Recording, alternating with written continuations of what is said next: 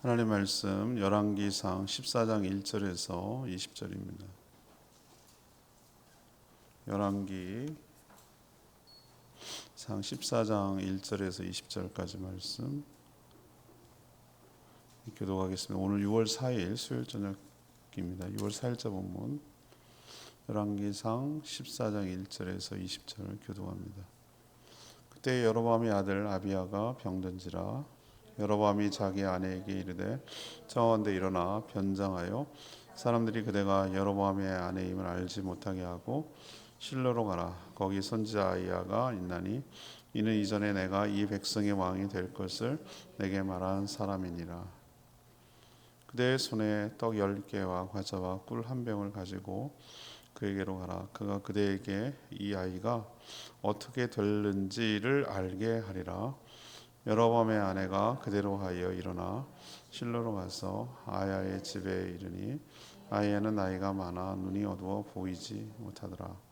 여호와께서 아야에게 이르시되 여로보암의 아내가 자기 아들이 병들었으므로 내게 물으러 오나니 너는 이러이러하게 대답하라. 그가 들어올 때에 다른 사람인 채 함이니라. 그가 문으로 들어올 때에 아야가 그 발소리를 듣고 말하되 여로보암의 아내여 들어오라. 내가 어찌하여 다른 사람인 채 하느냐.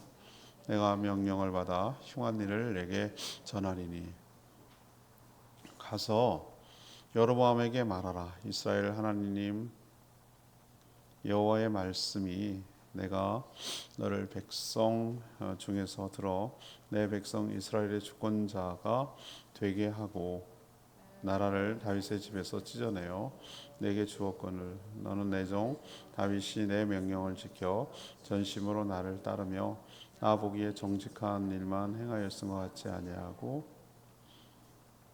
내 이전 사람들보다 더 악을 행하고 가서 너를 위하여 다른 신을 만들어 우상을 만들어 나를 노엽게 하고 나를 내 등 뒤에 버렸도다.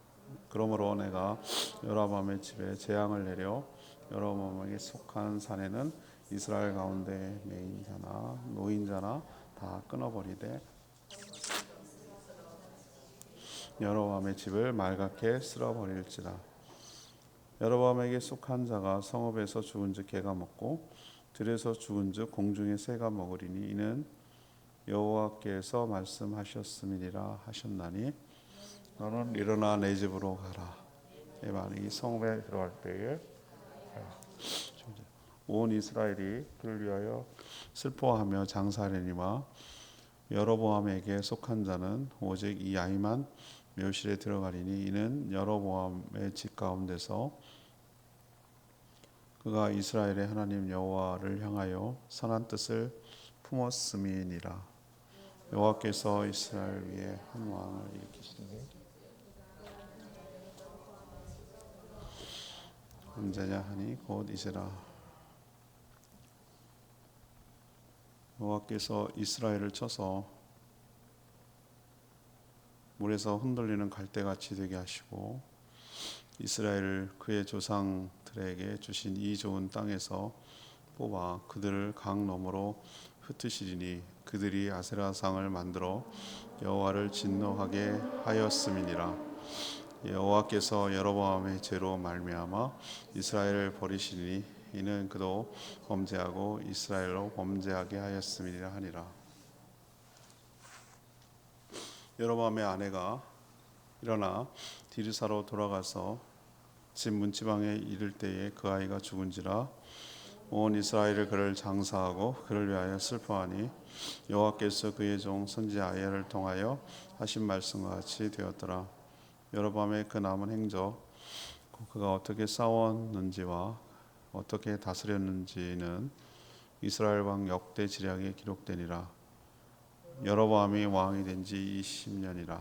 그가 그의 조상들과 함께 잠에 그의 아들 나답이 대신하여 왕이 됩니다.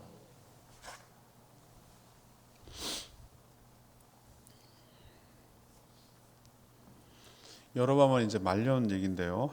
여로보암의 아들 아비야가 병들자 여로보암이 아내를 변장시켜서 자기가 왕이 될 것이라고 예언했던 아이야 선지자를 찾아가게 합니다.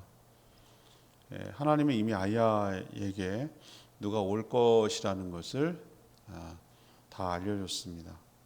아이야는 여로보암이 은혜를 입었음에도 불구하고 하나님을 버려서 악을 행했기 때문에 그의 집안을 완전히 망하게 할 것이다. 이렇게 전한 거죠. 그리고 그 증거로 병든 아비야 아들이 네가 집에 도착할 때 죽을 것이다. 이렇게 전했어요. 그리고 그것이 그대로 이루어졌어요. 그러니까 여로보암 가문에게 예언했던 내용들도 다 이루어질 것이라는 것을 이것을 통해서 알려주는 거죠. 근데 이런데도 불구하고 여로보암은 자신의 죄를 회개하지 않고 결국은 그대로 죽고 말았어요. 오늘 질문은 여로보암은 왜 멸망했습니까? 여로보암은 왜 멸망했습니까? 이것이 바로 질문입니다. 먼저 1절에서 6절까지 말씀인데 하나님을 속이려고 하였다는 거죠. 하나님을 속이려고 했어요. 여러분 오늘 1절 보면 그때라고 표현하고 있죠. 그때가 언제입니까? 어제 묵상한 거랑 연결돼요. 항상 성경은 거기만 보면 안 돼요. 앞뒤 이렇게 전후 맥락을 통해서 여러분이 봐야 되는데 그때는 여로보암이 여전히 회개하지 않고 죄를 저지르고 우상 숭배에 심취했을 때라는 거예요. 그때 그 아들 아비야가 병들었어요. 하나님이 병들게 한 것, 이 아비야를 병들게 하는 것은 오히려 기회를 주려는 것일 수도 있어요. 깨닫게 하고 얼마나 기고만장하고 하나님 버리고 우상 바알과 아세라 섬기고 그런데도 이 문제를 해결 못 하잖아요. 그러니까 슬그머니 또 그 어디를 찾습니까? 그 자기가 왕이 될 것을 예언했던 아이야 선지자를 한번 찾아가 보라고. 그러니까 미안하니까 낯짝이 있잖아요. 그러니까 어떻게 하는 거예요? 자기는 못 가겠고 아내도 또 알아볼까 봐. 아내도 그냥 평범한 여인이고 딱 샤머니즘이에요. 딱 샤머니즘. 점 보러 가는 것처럼 그렇게 그 아내를 변장시켜서 가게 하잖아요.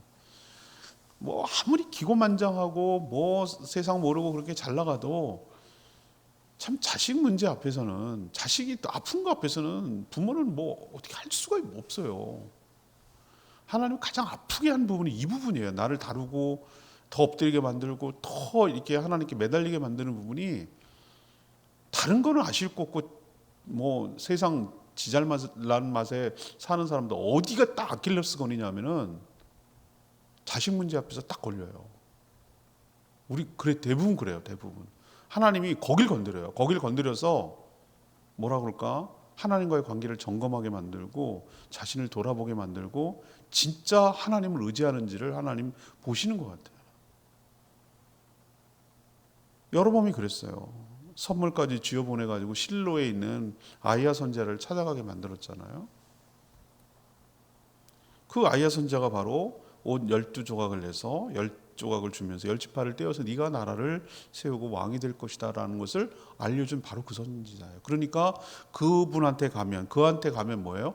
뭔가 답이 나오지 않을까? 어떻게 될지 알 수 있지 않을까? 혹시 낫는다고 그러지 않을까? 뭐 이런 걸 기대한 거예요. 그럼 왜 변장을 하라 그러냐? 자기도 못 가고 자기 아내를 보내는데 그것도 알아볼까 봐 아내를 변장시켜서 보냈거든요. 자기도 아는 거예요. 뭔가 일말의 양심이 있는 거예요. 뭐냐면은 하나님 앞에서 선지 앞에서 뭔가 떳떳하지 못한 거예요. 그러니까 자기를 숨기고 이러고 가가지고 알고는 싶고 나서진 못하겠고 뭐 이런 거잖아요. 이렇게 여러 경고에도 불구하고 여전히 악을 저지르고 있었는데 아들의 건강이 걱정되어서 알고는 싶은데 당당하게 밝히고 나설 수도 없으니까 자신도 아니고 아내 그것도 변장까지 시켜가지고 보낸 거예요. 그렇게 했던 이유를 보니까 알겠어요. 인간적인 방법으로 한 거예요. 아이야 선지자가 이 아이야 선지자가 나이가 많아서 눈이 잘 안 보이고 그랬거든요. 참 서글픈 거는 여러 가지 노화 현상이 일어나는데 눈이 제일 빨리 온대요. 귀가 제일 늦게 오고요. 귀도 뭐 안 들리잖아요. 난청이 있고 그러는데. 그러니까 옛날에는 뭐 무슨 백내장 수술을 할 수가 있어요. 뭐 노인 되면 눈도 침침해져요. 뭐 그러니까 잘 안 보이겠지요. 그래서 그걸 또 이용한 것 같아요. 그러니까 잘 모를 것 같으니까 눈도 나이도 많고 침침하니까 이렇게 변장하면은 모르지 않을까? 이런 생각을 얄팍하게 한 거예요. 근데 안타깝게 모르는 게 하나 있어요. 아이야 선지자는 뭐가 열려 있습니까? 영안이 열려 있거든요. 하나님과 채널이 통하고 있어요. 훤히 보거든요. 훤히 보는. 그래서 그 왕비죠, 왕비. 그 아비야 그 아들 엄마죠. 왕비도 뭐 여럿이었을 텐지 모르겠지만 아무튼 그 여가 오기도 전에 아이야 선지자에게 하나님 다 알려줬어요. 이차 저차 해가지고 이렇게 해가지고 올 거다라는 것까지 다 알려줬어요. 속이고 그리고 짐짓 모른 척하고 그러고 올 거다라고까지 알려줬어요. 그러니까 이 왕비가 아이야 선지자의 문을 탁 열 때 뭐라고 합니까? 문을 탁 여는 순간 뭐라고 그래요? 발소리를 듣고 여로보암의 아내요. 6절요. 들어오라. 어찌하여 다른 사람인 채 하느냐? 내가 명령을 받아 흉한 일을 내가 전하겠다. 와, 무서워. 옛날에 TV 프로 중에 무릎팍도사. 왜 무릎팍도사냐? 오기도 전에 문만 열면 탁 맞춘다. 뭐 그래가지고 한 그거 개그 프로였는데 그거잖아요. 그거 뭐 때문에 용해 뭐 이러면서 지금 아이야 선지자는 이거 미신적으로 얘기하는 게 아니라 다 알려주니까 하나님께서 누가 올 거다, 뭐 때문에 올 거다, 어떻게 올 거다 다 알려주니까 전 여기서 깨달은 게 하나 있어요. 참 속일 대상이 따로 있지. 누굴 속이냐? 누굴 속여 지금.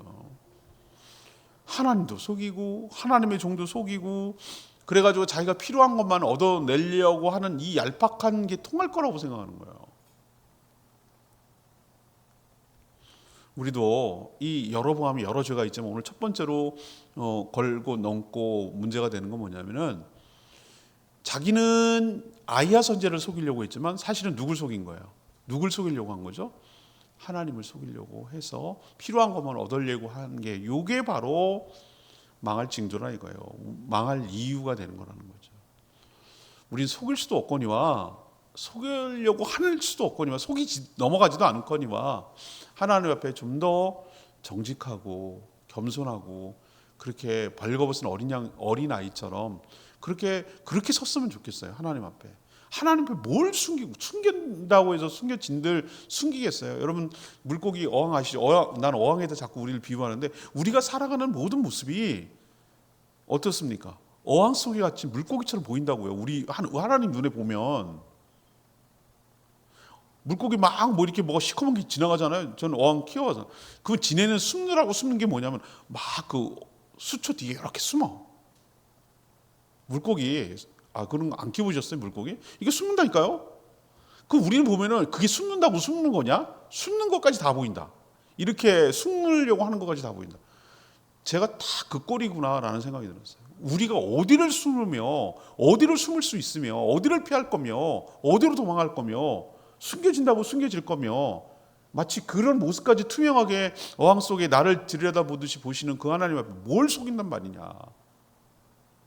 우리도 자녀 키워보면은 아시잖아요. 예? 눈빛만 봐도 알아.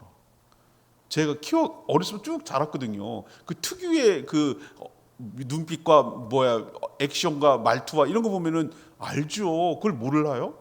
알죠. 자녀는 알죠. 우리를 만드신 하나님 우리를 모를까요? 알죠. 근데도 이런 시도를 했다는 것을 하나님은 얼마나 우습게 여기고 자기 필요한 것만 얻어내려고 했는지 여러밤이 이래서 망했구나라는 생각을 하게 되는 거예요. 여기서 우리도 교훈을 삼고 살아가야 될 줄로 압니다. 두 번째는 이 여로보암이 왜 망했을까? 뭘 잘못했을까? 왜 망하게 됐을까? 7절에서 16절까지 얘기인데요. 하나님을 등 뒤로 버렸다 그랬어요. 등 뒤로 버렸다. 아이야 선지자는 여로보암의 아내가 찾아오자 마치 기다렸다는 듯이 작심하고 그 하나님의 뜻을 전해요. 이것은 아이야 선지자가 여로보암의 아내에게 했지만 사실은 누구에게 하는 얘기죠? 여로보암에게 한 얘기예요. 가서 전하라는 얘기예요. 여로보암에게 한 얘기예요. 여로보암은 어떤 사람이었습니까? 하나님의 큰 은혜를 입은 사람이었어요. 그렇지만 하나님을 배반한 배은망덕한 그런 사람이었어요. 왕이 될 수 없는 자에게 기회를 주고 다윗처럼 살려고 했으나 전혀 그런 모습이 없었어요. 오히려 하나님께서 아이야 선지자 입을 통해서 한 말이 있어요. 이전 사람들보다 뭐 이런 인간이 나왔나 이런 식으로 여태까지 여러 악인들이 거쳐갔지만 얘는 이전 사람보다 더 악을 행해서 자신을 위해 우상을 만들며 섬기고 하나님 표현이 딱 그랬어요. 나를 하나님을 등 뒤로 뭐 했다? 버렸다. 등 뒤로 버렸다. 우리 느낌 아시죠? 이런 거예요. 막 바나나 원숭이 바나나 껍질 바나나 먹고 이렇게 막 벗겨가지고 바나나 먹고 껍질은 느낌 아세요? 그런 느낌이라고. 애들 내 사탕 아무데나 보지 마. 껍질. 내 대답은 해. 내가 나가고 보면 여기 껍질이 떨어져 있어. 어떻게 하는 거죠? 알맹이 뽑고 아무 생각 없어. 내가 필요한 건 이거라고 이게. 하나님이 그런 표현을 썼어요. 전 이렇게 하나님 이런 표현을 썼을 때 내가 만약에 하나님이라면 어떤 느낌이 들죠? 굉장한 모멸감을 느꼈을 것 같아요. 모멸감 아시죠? 정말 이 인간들 진짜 이런 생각이 들었을 거예요. 배은망덕, 완전 배은망덕. 처음 한 이야기 한 대로 배신하고 거역한 이 여로보암과 그 집안을 완전히 멸망시켰다 이렇게 통보를 했어요. 완전히 멸망시켰다. 이 예언이 사실임을 보여주려고 들어갔을 때 병든 아들이 죽을 것이라고 그렇게 예언을 했어요. 오히려 뭐라고 표현했는지 아세요? 걔가 제일 복될 걸? 정상적으로 죽어서 묘실에 들어가니까 이렇게 표현했어요. 그럼 나머지는 어떻게 한다는 거예요? 험하게 죽는다는 거지. 실제가 그게 이루어져요. 아주 무시무시해요. 11절에 보면 뭐라고 그랬어요? 와서 죽은 개가 먹고 뭐라고 그랬죠? 죽은 지 개가 먹고 들에서 죽은 지 공중에 새가 먹으리. 아유 이건 아주 비참하게 죽는다는 거잖아요. 근데 이게 이루어지는 거 여러분 아세요? 나중에 이스벨 선지자가 어떻게 합니까? 떨어져 죽어가지고 그 피를 누가 뭐 핥아먹어요? 개가 핥아먹잖아. 이게 이루어졌거든요.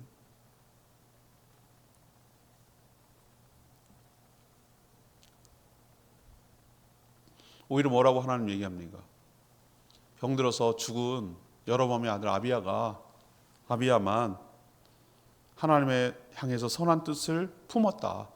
내가 그래서 얘가 험한 꼴 당하지 않으라고 내가 얘를 먼저 데려가는 거야. 얘가 병들어서 죽으니까 너희들 슬프고 막 안타깝고 그러지.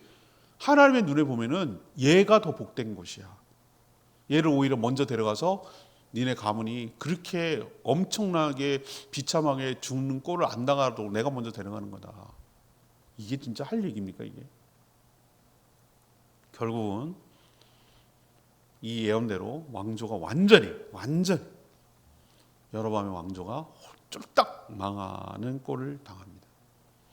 우리도 기억해야 될 게 있어요. 왜 멸망하는가? 처음엔 그렇지 않았겠죠. 그러다가 점점 살면서 하나님을 이 딱 표현이 그래요. 이용해 먹고 등 뒤로 버려버렸을 때 하나님 이렇게 뒤로 버리듯이 그렇게 될 때 여로보암 가문 꼴이 난다는 것을 우리에게 교훈하고 있는 줄 압니다. 그럼 세 번째는 왜 여로보암 왕조가 망했는가? 17절에서 20절까지 얘기거든요. 세 번째는 전혀 회개하지 않았다는 거예요. 전혀.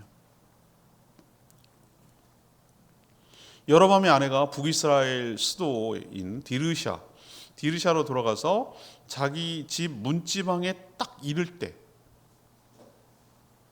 예언한 선지자 예언대로 아이야 선지자가 예언한 아들이 죽었어요. 그리고 이스라엘은 그를 슬퍼하며 이제 왕자니까 장사를 지냈죠. 여로보암도 아들의 죽음을 목격하면서 자기가 시켰으니까, 변장까지 시켜가지고 아히야 선지자를 만나고 오라고 했으니까 그 얘기를 들었을 거 아니에요. 가서 뭐라고 합니까? 이렇게 들었을 거 아니에요. 그죠? 다 들었을 거예요. 전달받았겠죠. 근데 결국 이 말이 사실이라는 것을 증명하고 증표로 삼기 위해서 이 병든 아이가 내가 도착할 때 죽을 거라고 했는데 정말 죽었습니다 라는 것까지 얘기했겠죠. 그러면 어떻게 해야 되는 거죠? 그럼 어떻게 해야 돼요? 여러분이 여로보암이라면 어떻게 해야 돼요? 살려달라고. 무서움을, 두렵고 떨리는 마음으로, 맞죠? 그 다 알고 계시고 너희 왕조가 그렇게 될 것이다라고 얘기했을 때, 하나님 뭘 알려줄 때 우리는 이렇게 운명론으로 받아들이면 안 돼요. 그러니까 어쩌라고, 어쩔 수 없잖아요. 그냥 그렇게 되겠죠 뭐. 이거 하라고 하나님 알려주시는 거예요? 그게 아니고 그렇게 되지 말라고, 지금이라도 정신 차리고 뭐 하라고? 돌이켜 회개해서 이런 험한 걸 당하지 말라고 알려주는 거잖아요. 안 그러면 너네 이렇게 죽는다라는 게 거기에 방점, 무게가 실리는 게 아니고, 이렇게 되니까 그렇게 되지 말라고 하나님께서 알려주는 게 더 무게가 실리는 거잖아요. 그렇죠? 근데 보세요. 오늘 19절, 20절 보면 여로보암 이야기는 그 다음 진척이 없어요. 그냥 그 아이가 뭐예요? 죽었다. 문지방에 당하니까 죽었다. 그걸 끝이에요. 그 뒤에 없어요. 아무것도 할 얘기가 없어요. 그러고 나서 이제 정리하는 거예요. 여로보암이 22년을 통치하고 죽었다. 끝. 22년 동안 자기 마음대로 멋대로 하나님을 거역하고 우상을 만들어 섬기고, 자신만 아니라 이스라엘 백성도 죄를 짓도록 만들고 조장했다. 그리고 죽었다. 그렇게 하나님이 경고하고 했는데도 불구하고 돌이킬 것을 촉구했지만 그 기회를 모두 날리고 죽었다. 이 그냥 죽었다는 말 가운데 그 안에 그 18절과 19절 사이에 많은 얘기가 담겨져 있어요. 여러분 성경책에는 여로보암의 죽음 이렇게 제목을 달아놨지만 18, 19절 사이에는 제가 보니까 할 얘기가 너무너무 많아. 그 뭐라 그럴까, 행간이라고 하죠. 행간의 의미를 읽어야 된다고 하는데, 우리도 보면은 이 문장과 이 문장 다음에 이 문장을 읽어야 되잖아요.